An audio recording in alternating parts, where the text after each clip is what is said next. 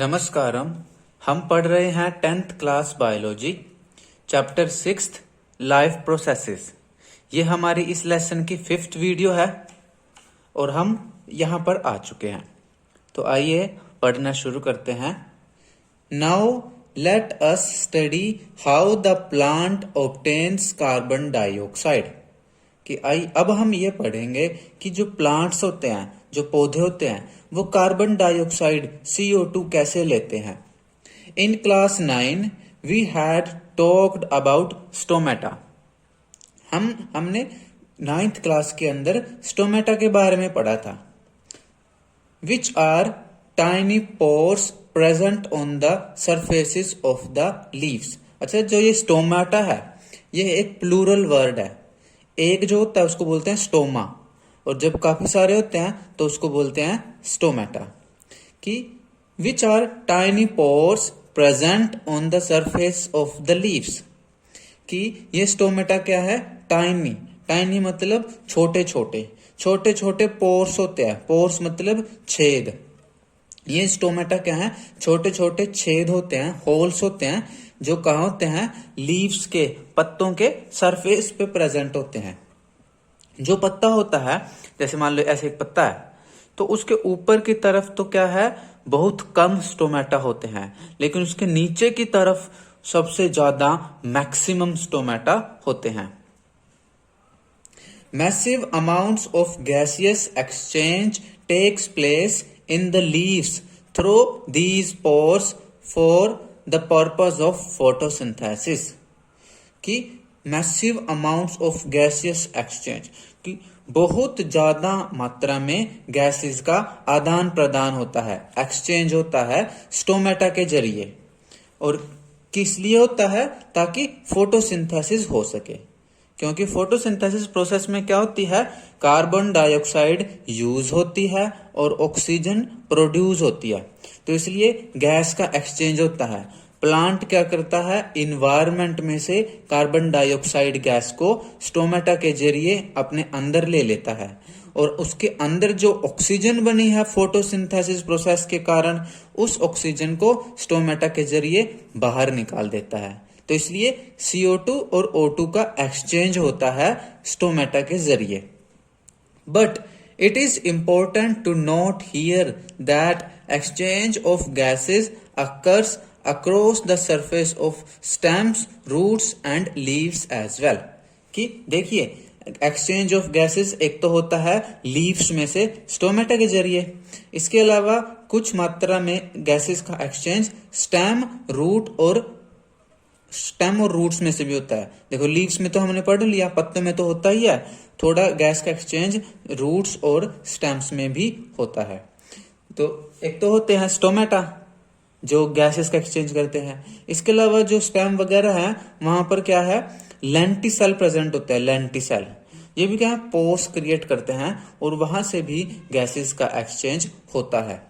तो ध्यान रखना, गैसेस का एक्सचेंज स्टेम के जरिए भी होता है, रूट्स के जरिए भी होता है, वहां पर लेंटिसेल प्रेजेंट होते हैं। और इसके अलावा लीव्स में भी होता है, क्योंकि लीव्स में स्टोमेटा प्रेजेंट होते हैं। Since large amounts of water can also be lost through these stomata, the plant closes these pores when it does not need carbon dioxide for photosynthesis। कि जब प्लांट फोटोसिंथेसिस के लिए carbon dioxide gas लेता है तो वो stomata खोल लेता है, लेकिन स्टोमेटा के जरिए कार्बन डाइऑक्साइड गैस तो आती है अंदर, लेकिन इसके साथ साथ वहां पर क्या होता है? वाटर का लॉस हो जाता है। तो इसलिए जब प्लांट बेवजह स्टोमेटा को खोल के नहीं रख सकता, तो इसलिए जब प्लांट को कार्बन डाइऑक्साइड गैस की जरूरत नहीं होती तो वो स्टोमेटा को बंद कर देता है, ताकि बेवजह प्लांट के अंदर से वाटर के वेपर्स का लॉस ना हो जाए। The opening and closing of the pore. अच्छा, इसलिए आपको याद है कि जो कुछ प्लांट क्या थे? फोटोसिंथेसिस को हमने पढ़ा था पीछे एक दिन, कि फोटोसिंथेसिस में कुछ प्लांट स्टेप्स में करते हैं कंप्लीट। आधी फोटोसिंथेसिस रात में कर लेते हैं, आधी फोटोसिंथेसिस दिन में कर लेते हैं। रात में तो वो कार्बन डाइऑक्साइड अपने अंदर ले लेते हैं, और दिन में वो स्टोमेटा बंद करके सनलाइट से फोटोसिंथेसिस प्रोसेस कंप्लीट कर लेते हैं। दिन में वो स्टोमेटा ओपन नहीं करते, क्योंकि दिन में अगर वो स्टोमेटा ओपन करें तो ये जो होते हैं डेजर्ट प्लांट होते हैं, वहां पर पानी की पहले ही कमी होती है। अब वो दिन में अगर स्टोमेटा खोलेंगे तो एक तो उनके पास पानी पहले ही कम है, दूसरा और ज्यादा पानी लॉस हो जाएगा। इसलिए वो क्या करते हैं, कार्बन डाइऑक्साइड लेने के लिए रात में स्टोमेटा ओपन करते हैं। रात में क्या है, थोड़ा कूलिंग हो जाती है, सनलाइट नहीं होती, गर्मी कम होती है, इसलिए पानी का लॉस रात में कम होता है। The opening and closing of the pore is a function of the guard cells. जैसे सिक्योरिटी गार्ड होते हैं किसी बैंक के पास या स्कूल के गेट पर, जो गेट को खोलते हैं और गेट को बंद करते हैं, उसी तरह स्टोमेटा के भी क्या पास क्या है, गार्ड सेल प्रेजेंट होती है, जो इसको ओपन करती हैं या फिर क्लोज करती हैं। देखो यहाँ पर एक डायग्राम दे रखा है, दो डायग्राम दे रखे हैं। तो जो ये है ना, ये बीन शेप जो सेल्स होती हैं, कुछ केस में डंबल शेप भी होती हैं, ठीक है, ये क्या है, गार्ड सेल है। और बीच में क्या है, ये स्टोमा है या स्टोमेटल पोर है, ठीक है। और ये दूसरी और वैसे नेबर में और दूसरी ग्रीन सेल्स हैं, ठीक है। तो ये क्लोज है स्टोमेटा, ये ओपन स्टोमेटा है, ठीक है। ये ओपन जब स्टोमेटा है, देखो गार्ड सेल के साइज बड़ा है, जब क्लोज हो गया गार्ड सेल्स का साइज छोटा हो गया। The guard cells swell when water flows into them, causing the stomatal pore to open. कि स्टोमेटा ओपन कैसे होता है, गार्ड सेल के बगल में जो सेल्स होती हैं उनके अंदर से वाटर गार्ड सेल में चला जाता है ऐसे, जिसकी वजह से क्या है, गार्ड सेल्स स्वेल कर जाती हैं, फूल जाती हैं, सूज जाती हैं, जिसकी वजह से ये टाइट हो जाती हैं। और टाइट हो जाती है तो स्टोमेटा बीच में से खुल जाता है। Similarly, the pore closes if the guard cells shrink. लेकिन स्टोमेटा पोर बंद कैसे होता है, इसका उल्टा होता है, गार्ड सेल्स के अंदर से वाटर नेबर की सेल्स में वापस निकल जाता है, ऐसे वापस निकल जाता है, जिसकी वजह से गार्ड सेल्स में वाटर की कमी हो जाती है, जिसकी वजह से गार्ड सेल्स श्रिंक हो जाती है, सिकुड़ जाती है तो ये ढीली सी पड़ जाती है, और ये ढीली हो जाती है तो स्टोमेटा बंद हो जाता है, ठीक है। कैसे, जब गार्ड सेल्स के अंदर वाटर भर जाता है तो टाइट हो जाती है ऐसे, और स्टोमेटा खुल जाता है, ओपन हो जाता है। लेकिन जब गार्ड सेल्स के अंदर से वाटर जो उसके बगल में जो सेल्स हैं उनमें वापस मूव कर जाता है तो गार्ड सेल्स श्रिंक हो जाती हैं, ढीली, और ढीली होने के बाद स्टोमेटा धीरे धीरे ऐसे बंद हो जाता है। तो इस तरह से गार्ड सेल्स स्टोमेटा के ओपनिंग और क्लोजिंग को कंट्रोल करती हैं। अब आ जाती है एक्टिविटी 6.2, इसको पढ़ते हैं। ये हमें क्या सिखाती है, देखिए एक्टिविटी 6.2 अभी वैसे क्या सिखाएगी हमें, ये हमें सिखाती है कि फोटोसिंथेसिस के लिए कार्बन डाइऑक्साइड गैस किस तरह से इंपॉर्टेंट होती है, इस बात को ये हमें समझाती है। तो इसको करते हैं। Take 2 healthy potted plants which are nearly the same size, कि आप 2 गमले वाले पौधे ले लीजिए जो कि एक ही साइज के हों, ठीक है, एक ही टाइप के हों और एक ही साइज के हों। Keep them in a dark room for 3 days। अब इन दोनों प्लांट्स को एक अंधेरे कमरे में 3 दिनों के लिए रख दीजिए। Now place each plant on a separate glass plates. अब क्या कीजिए, इनको दोनों प्लांट को अलग अलग कांच की प्लेट्स के ऊपर रख दीजिए, टेबल वगैरह के ऊपर भी रख सकते हो आप, या कांच की स्लैब्स के ऊपर रख दीजिए। Place a watch glass containing potassium hydroxide by the side of one of the plants, कि आप एक प्लांट पे, जैसे मान लिया हमने इसको एक ए नाम दे दिया, इसको बी नाम दे दिया, तो ए प्लांट के पास बगल में आप क्या रख लीजिए, एक वॉच ग्लास रख लीजिए। वॉच ग्लास क्या होता है, कांच की एक हल्की सी कटोरी होती है, प्याली जैसी होती है, प्याली जैसी, और इसके अंदर आप एक केमिकल रख लीजिए पोटेशियम हाइड्रोक्साइड। पोटेशियम हाइड्रोक्साइड, इसका केमिकल फॉर्मूला होता है KOH, पोटेशियम हाइड्रोक्साइड, इसको आप रख लीजिए यहाँ पर। The potassium hydroxide is use to absorb carbon dioxide, कि पोटेशियम हाइड्रोक्साइड यहाँ पर कार्बन डाइऑक्साइड गैस को एब्जॉर्ब करने के लिए, अवशोषित करने के लिए रखा गया है। क्या करता है ये जो पोटेशियम हाइड्रोक्साइड है ये कार्बन डाइऑक्साइड गैस के साथ रिएक्ट करके एक केमिकल रिएक्शन करता है और क्या बनाता है, ये बनाता है पोटेशियम कार्बोनेट एंड वाटर। देखिए यहां पर मैंने इस केमिकल रिएक्शन को लिखा है, ये है पोटेशियम हाइड्रोक्साइड KOH। इसका जो नेचर है ये क्या है, बेस है, बेसिक कैरेक्टर है इसका इसके अंदर। और कार्बन डाइऑक्साइड का नेचर एसिडिक होता है। और जब बेस और एसिड आपस में रिएक्शन करते हैं उस रिएक्शन को बोलते हैं न्यूट्रलाइजेशन रिएक्शन। ये हम फर्स्ट लेसन में पढ़ेंगे। जो फर्स्ट लेसन है आपकी 10वीं का ही केमिस्ट्री का केमिकल रिएक्शन वाला, वहां पर शायद आती है ये न्यूट्रलाइजेशन रिएक्शन, और भी कहीं केमिस्ट्री में कई लेसन में आती है ये, वहां पर हम पढ़ेंगे इसको। तो potassium hydroxide carbon dioxide gas के साथ रिएक्ट कर लेता है या इसको एब्जॉर्ब कर लेता है और कौन सा कंपाउंड बनाता है, एक सॉल्ट बनाता है। कौन सा, पोटेशियम कार्बोनेट K2CO3, और प्लस में क्या बनता है, वाटर बनता है। वैसे भी आप ध्यान रखना, जब भी कोई बेस किसी एसिड के साथ रिएक्ट करता है तो उस रिएक्शन में हमेशा एक साल्ट और एक वाटर बनता है। उस रिएक्शन को न्यूट्रलाइजेशन रिएक्शन कहते हैं। यहाँ पर पोटेशियम हाइड्रोक्साइड क्यों रखा है कि जो प्लांट के आसपास जो कार्बन डाइऑक्साइड गैस होगी उसको वो एब्जॉर्ब कर लेगा और क्या बना देगा, उसको पोटेशियम कार्बोनेट में कन्वर्ट कर देगा। तो ये इसलिए वहां पर रखा जाता है। Cover both plants with separate bell jars as shown in figure 6.4, कि जैसे कि 6.4 फिगर में दिखाया गया है, दोनों प्लांट्स को आप एक बेल जार से कवर कर दीजिए। ये कांच का बना हुआ बेल के जैसा एक जार होता है, एक बॉक्स जैसा होता है, कांच का बना होता है, ट्रांसपेरेंट होता है ताकि इसके अंदर सनलाइट क्रॉस कर सके। इन दोनों प्लांट को आप इससे बेल जार से कवर कर दीजिए। Use Vaseline to seal the bottom of the jars to the glass plates so that the setup is air tight.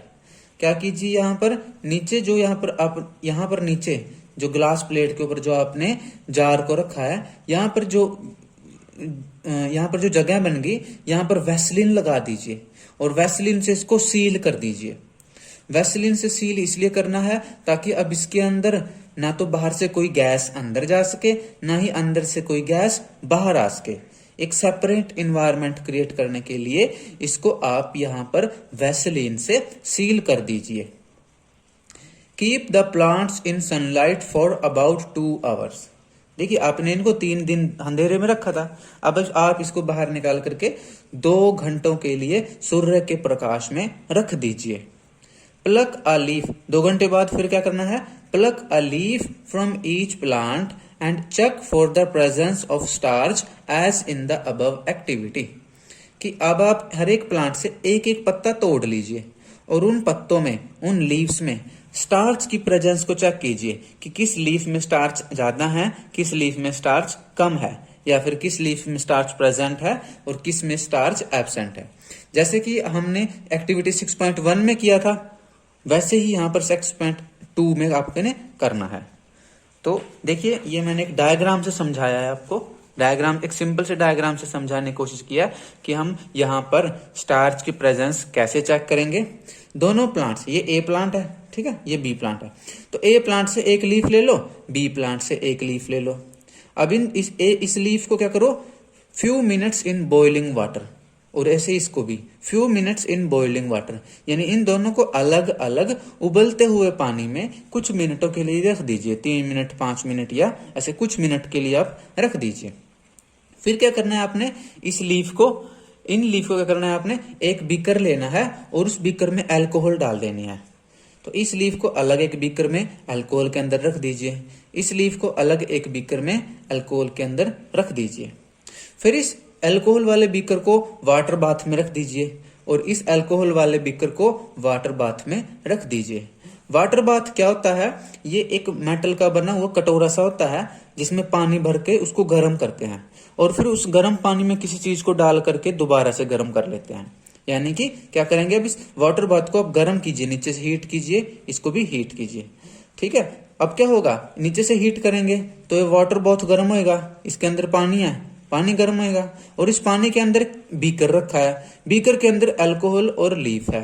तो पानी गर्म होएगा तो बीकर के अंदर जो अल्कोहल है वो भी गर्म हो जाएगी।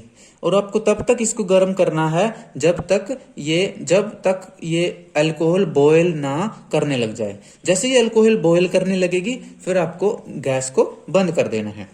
आप इस अल्कोहल को डायरेक्ट बॉयल नहीं कर सकते क्योंकि ये अल्कोहल आग पकड़ लेती है और ये जल जाएगी, आपका एक्सपेरिमेंट खराब हो जाएगा, ब्लास्ट हो जाएगा। तो इसलिए इसको आग से बचाने के लिए पानी में रख के इसको बीकर को गर्म करते हैं ताकि आग लगने के खतरे को कम से कम किया जा सके।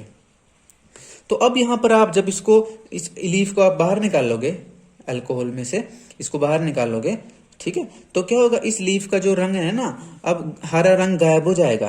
पहले तो ये लीफ हरे रंग की थी, ठीक है, लेकिन बॉईल करने पे क्या होता है, लीफ के अंदर जो सेल्स होती हैं उनकी मेम्ब्रेन ब्रेक हो जाती है, क्लोरोप्लास्ट की मेम्ब्रेन ब्रेक हो जाती है, जिससे सेल्स के अंदर से या क्लोरोप्लास्ट के अंदर से क्लोरोफिल बाहर निकल जाता है।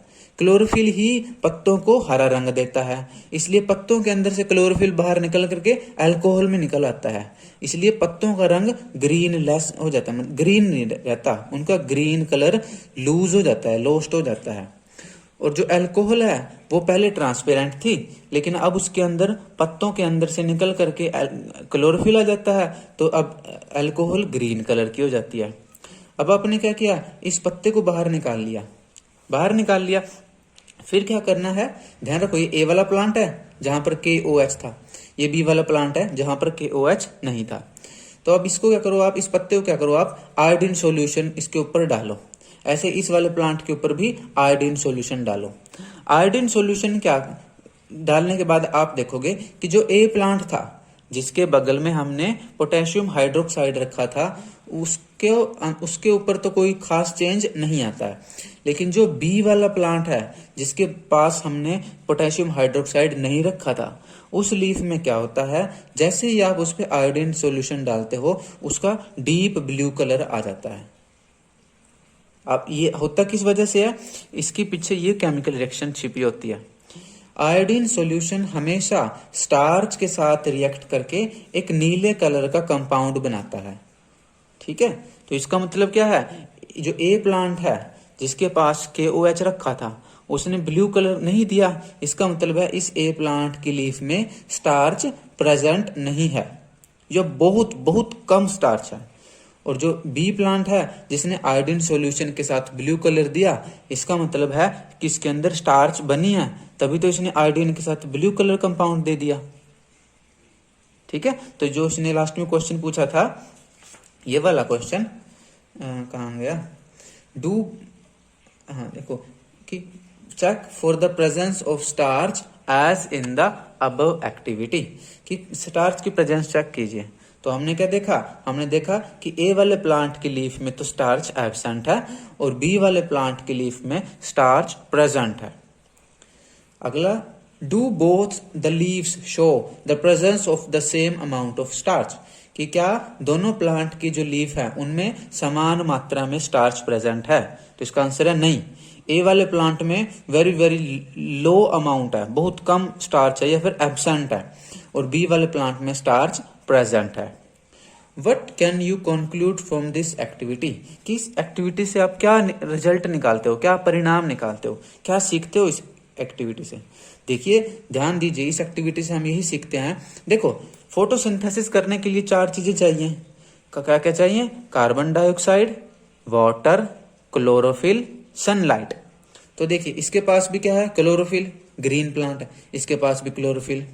मिट्टी में इसके पास भी वाटर है, मिट्टी के अंदर इसके पास भी वाटर है, ठीक है। इसके पास भी सनलाइट है, इसके पास भी सनलाइट है, लेकिन इसके पास कार्बन डाइऑक्साइड नहीं है। क्यों नहीं है, क्योंकि अंदर जो कार्बन डाइऑक्साइड थी वो तो पोटेशियम हाइड्रोक्साइड के साथ रिएक्ट करके एक कंपाउंड बना देती है, तो वो तो सारी यहाँ एब्जॉर्ब हो गई। अब अंदर क्या है, कार्बन डाइऑक्साइड की कमी होगी, और यहाँ पर वैसलीन लगा रखी है, बाहर से आ नहीं सकती। लेकिन इसमें क्या था, KOH नहीं रखा था, तो इसके अंदर कार्बन डाइऑक्साइड है। तो इसके अंदर क्या है, 3 चीजें तो हैं, सनलाइट, क्लोरोफिल, वाटर, लेकिन कार्बन डाइऑक्साइड नहीं है। इसके अंदर 4 चीजें हैं, sunlight, chlorophyll, water, carbon dioxide. तो इसमें तो फोटोसिंथेसिस होगी, इसकी वजह से क्या है, इसकी लीफ में स्टार्च बन गया। अब इसकी लीफ में स्टार्च बना था, तभी तो लास्ट में आयोडीन सॉल्यूशन के साथ रिएक्ट करके इसकी लीफ ने डीप ब्लू कलर दिया। लेकिन यहाँ पर क्या है, कार्बन डाइऑक्साइड की कमी होगी, जिसकी वजह से क्या है, यहाँ पर फोटोसिंथेसिस नहीं हुआ, जिसकी वजह से यहाँ पर फूड नहीं बना, जिसकी वजह से यहाँ पर स्टार्च नहीं बना। अब इसमें यहाँ स्टार्च नहीं बना था, तो इसीलिए इस लीफ ने लास्ट में आयोडीन सॉल्यूशन के साथ रिएक्ट करने के बाद कोई डीप कलर नहीं दिया, क्योंकि इसके पास स्टार्च ही नहीं था जो डीप कलर देता। तो ये एक्टिविटी हमें सिखाती है कि फोटोसिंथेसिस प्रोसेस के लिए कार्बन डाइऑक्साइड नेसेसरी है। इस एक्टिविटी से हम प्रूव कर रहे हैं कि फोटोसिंथेसिस के लिए कार्बन डाइऑक्साइड जरूरी होती है। Based on the 2 activities performed above, can we design an experiment to demonstrate that sunlight is essential for photosynthesis. कि आपने ऊपर 2 एक्टिविटीज पढ़ी थी, एक पढ़ी है एक्टिविटी 6.1, एक पढ़ी है एक्टिविटी 6.2। 6.1 में हमने देखा था कि क्लोरोफिल फोटोसिंथेसिस के लिए जरूरी है, और 6.2 में हमने प्रूव किया कि कार्बन डाइऑक्साइड फोटोसिंथेसिस के लिए जरूरी है। अब यहाँ पर कहता है कि अब क्या आप कोई ऐसी एक्टिविटी कर सकते हो जिससे आप ये प्रूव कर सको कि सनलाइट फोटोसिंथेसिस के लिए जरूरी है, क्या आप कर सकते हो? तो इसका आंसर है हाँ, हम कर सकते हैं। इसके लिए भी क्या करना पड़ेगा, हम 2 गमले ले लो, 2 सेम साइज के।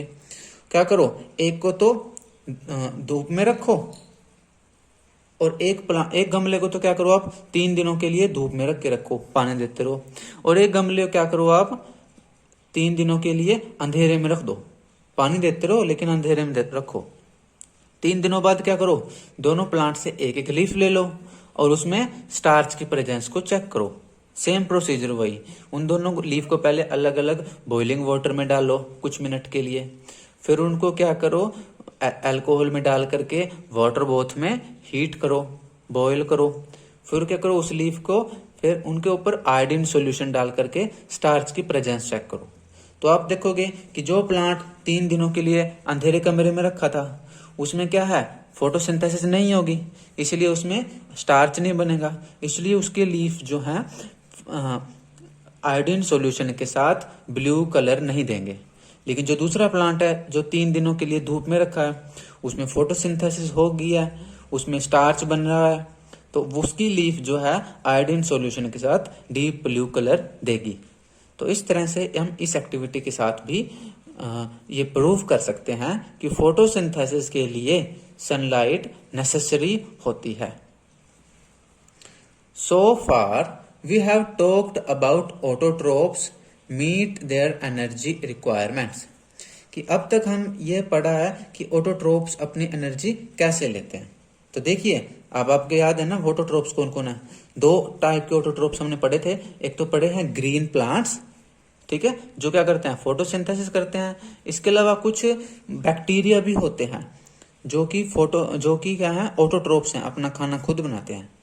अब ये बैक्टीरिया 2 टाइप के होते हैं, 2 टाइप के होते हैं। इसको आप यहां से देख लो, ये चलो मैं यहां लिखता हूं। ये जो बैक्टीरिया है ऑटोट्रोपिक बैक्टीरिया, मेरा पेन कहाँ गया, को दिख रहा है मेरा पेन, ये रहा। ये जो ऑटोट्रोपिक बैक्टीरिया होते हैं, ऑटोट्रोफिक बैक्टीरिया, ये ऐसे बैक्टीरिया होते हैं जो अपना खाना खुद बना लेते हैं, जैसे ग्रीन प्लांट है ऐसे। ये 2 टाइप के होते हैं, 2 कैटेगरी होती हैं। एक तो होते हैं फोटोसिंथेटिक बैक्टीरिया, फोटोसिंथेटिक, ये ऐसे बैक्टीरिया हैं जो सनलाइट की हेल्प से भी अपना खाना बना लेते हैं। एक होते हैं कीमोसिंथेटिक बैक्टीरिया, एक होते हैं कीमोसिंथेटिक बैक्टीरिया। कीमोसिंथेटिक बैक्टीरिया मतलब ये केमिकल रिएक्शन करते हैं। कीमो मीन्स कोई केमिकल रिएक्शन, सिंथेटिक मीन्स बनाना, कि किसी केमिकल रिएक्शन की हेल्प से ये अपना खाना बनाते हैं। इनको बोलते हैं कीमोसिंथेटिक बैक्टीरिया। तो इस तरह से धरती पर एक तो ग्रीन प्लांट्स हैं जो अपना फूड खुद बनाते हैं, ऑटोट्रोप्स हैं, और दूसरे क्या हैं, कुछ बैक्टीरिया हैं जो ऑटोट्रोप्स हैं।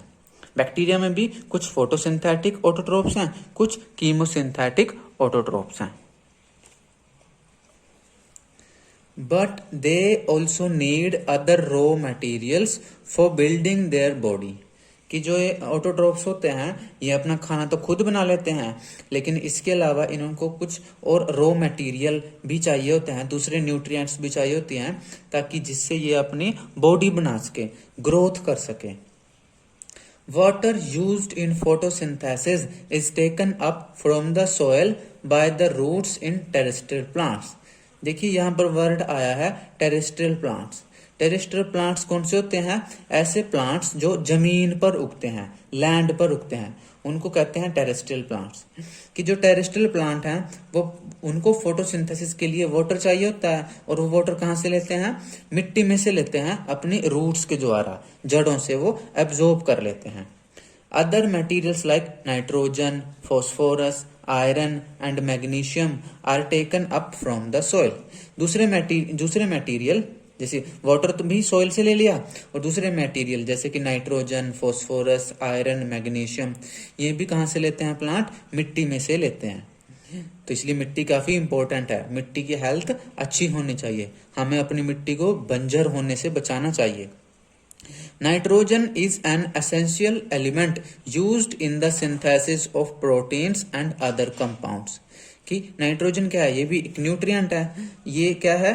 प्लांट को काफी जरूरत होता है प्लांट को, इसकी हेल्प से प्लांट्स प्रोटीन बनाता है और भी कई सारे कंपाउंड बनाता है प्लांट नाइट्रोजन की हेल्प से।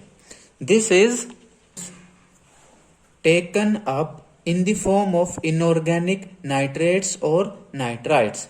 कि जो नाइट्रोजन है ये किस रूप में प्लांट एब्जॉर्ब करता है? नाइट्रेट और नाइट्राइट की फॉर्म में एब्जॉर्ब करता है ना। ये क्या होते हैं? NO3, NO2 इनको बोलते हैं नाइट्रेट, नाइट्राइट। इनकी हेल्प से इनकी फॉर्म में नाइट्रोजन एब्जॉर्ब करता है। देखिए हवा में नाइट्रोजन गैस होती है, लेकिन उस नाइट्रोजन गैस को डायरेक्ट प्लांट यूज नहीं करता। वो जो सोइल के अंदर जो नाइट्रेट्स बने होते हैं, नाइट्राइट बने होते हैं, NO3, NO2 ये बने होते हैं, इनको प्लांट अपनी रूट की हेल्प से एब्जॉर्ब करता है। आप सब जो किसानी करते हैं या जिनको जो गांव में रहते हैं, जिनको पता है कि खेतों में एक खाद डालते हैं यूरिया, आजकल एक रासायनिक खाद होता है यूरिया, हमारे गांव में डालते हैं, हम भी डालते हैं अपने खेत में। तो यूरिया जो होता है, यूरिया में नाइट्रोजन होती है। इस नाइट्रोजन को प्लांट हम उस मिट्टी में डालते हैं जब यूरिया खाद, तो वहां से वो फसलें उसके अंदर से नाइट्रोजन लेती हैं। उसमें नाइट्रोजन होता है काफी मात्रा में। उसके बैक पर देखना भी आप, उसमें लिखा होता है नाइट्रोजन है इसके अंदर। और it is taken up as organic compounds which have been prepared by bacteria from atmospheric nitrogen. देखिए नाइट्रोजन में, हवा में नाइट्रोजन गैस है, उस नाइट्रोजन गैस को प्लांट डायरेक्ट तो यूज नहीं कर सकते, लेकिन मिट्टी में कुछ बैक्टीरिया रहते हैं, वो क्या करते हैं? हवा की नाइट्रोजन को कैच करके उससे कोई ऑर्गेनिक कंपाउंड बना देते हैं, उससे वो यूरिया बना देते हैं, उससे वो कई सारे ऑर्गेनिक कंपाउंड बना देते हैं। ठीक है, और उन कंपाउंड्स को मिट्टी में छोड़ देते हैं, और फिर वहां से मिट्टी में से उन कंपाउंड्स को प्लांट एब्जॉर्ब कर लेता है, और प्लांट को नाइट्रोजन की पूर्ति हो जाती है, नाइट्रोजन उसको मिल जाता है। तो इस तरह ये बैक्टीरिया क्या है? सोइल के लिए हेल्पफुल हैं। ये क्या करते हैं? हवा के नाइट्रोजन को मिट्टी में स्टोर कर देते हैं, ताकि मिट्टी से फिर वो नाइट्रोजन प्लांट्स ले सके। तो ये था हमारा आज का टॉपिक। तो आया आपको समझ में? मैं रिक्वेस्ट करता हूं कि आप इस टॉपिक को अपनी NCERT बुक से जरूर पढ़िएगा। इसके अलावा एक रिक्वेस्ट मैं और करता हूं कि आप अपने घर पर या अपने घर की छत पर या कहीं पर भी पक्षियों के लिए पानी व दाना जरूर रखें। मिलेंगे अगली क्लास में अगली टॉपिक के साथ। तब तक के लिए study joyfully, stay healthy and नमस्कारम।